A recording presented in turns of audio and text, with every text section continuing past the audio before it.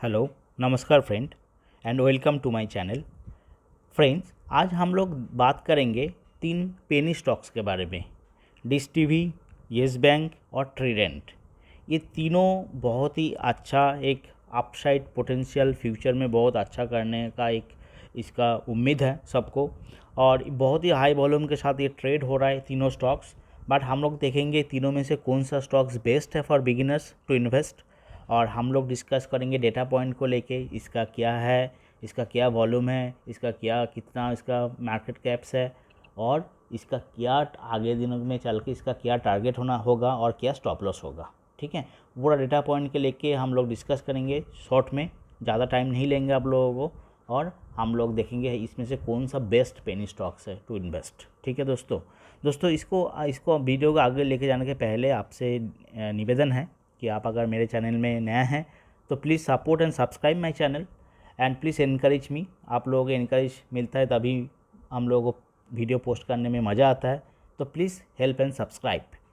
ठीक है, ओके, तो लेट्स प्रोसीड फर्दर। तो पहले हम लोग देख लेते हैं दोस्तों, पहले येस बैंक का जो डेटा है वो देख लेते हैं।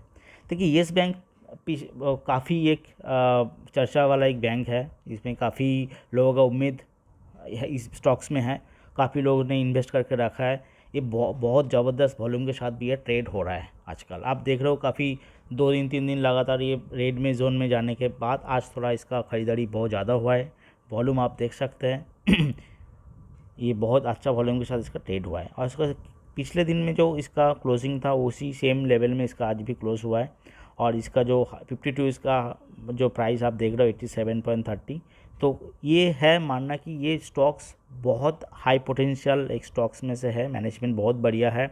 इसका जो स्प्लिट हुआ है उसका जो रिवैल्यूएशन के बाद ये स्टॉक्स अभी इतना सस्ते में आपको मिल रहा है। ठीक है, और इसका जो टारगेट लेवल है मिनिमम 4 to 5 मंथ्स टारगेट के लिए मैं बता रहा हूँ।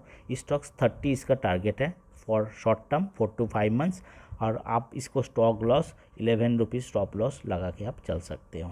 तो 11 रुपीज़ इसका स्टॉप लॉस हो गया, टारगेट फॉर शॉर्ट टर्म 30। अगर आप लॉन्ग टर्म के लिए बात करेंगे दोस्तों, लॉन्ग टर्म इसका 60 रहेगा टारगेट। ठीक है, ये लॉन्ग टर्म ये 60 टारगेट रहेगा, और इसका स्टॉप लॉस अभी अगर इसी प्राइस में आप ख़रीदना चाहते हैं तो उसी सेम स्टॉप लॉस में आप लगा सकते हो। बट इसका थोड़ा टाइम लगेगा, 60 आप मैं 1 ईयर टाइम फ्रेम लेके आप चल सकते हो।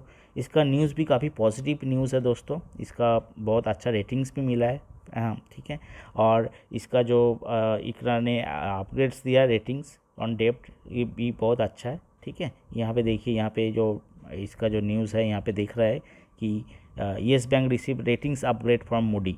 ठीक है ना, तो इसका पॉजिटिव न्यूज़ है, बहुत ज़्यादा अच्छा है येस बैंक। और अभी फ़िलहाल देखते हैं दूसरा बैंकिंग सेक्टर में से।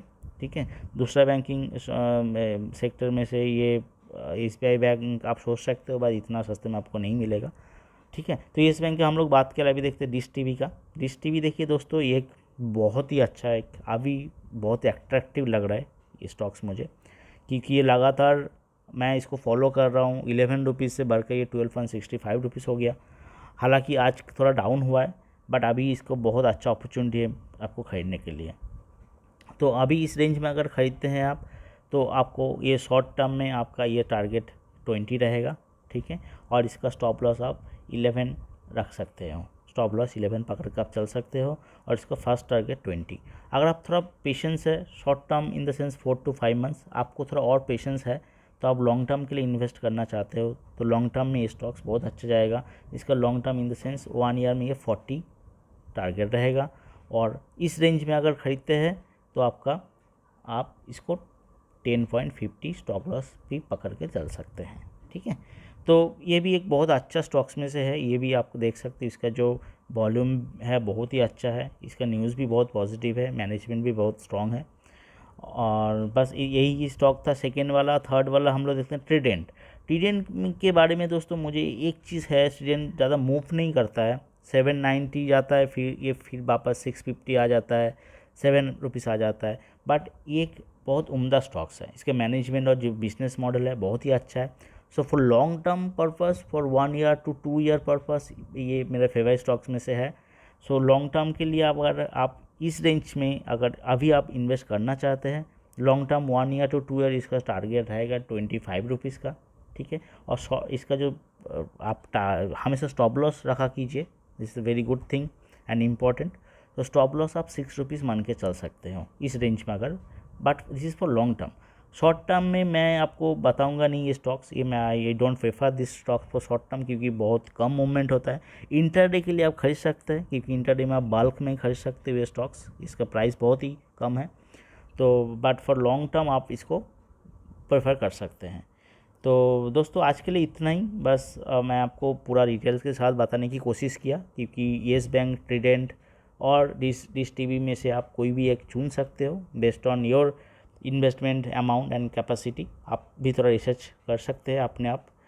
मैंने सिर्फ आपको एक सजेशन और आपको सिर्फ डेटा पॉइंट लेकर मैंने बताया।